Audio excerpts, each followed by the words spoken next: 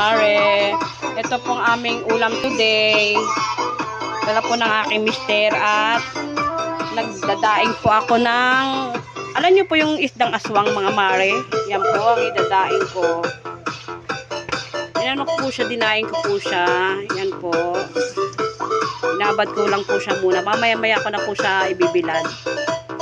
Bigyan ko siya ng suka, tsaka konting tubig, asin, paminta, tsaka konting pampalasa mga mare. Ito po yung aming ulamin today. Yan, menos sa ulam, dahil nagdadala si mister. Saing na rin po ako ng kanin.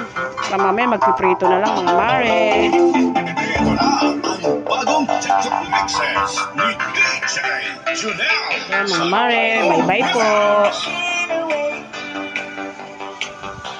Okay mga mare.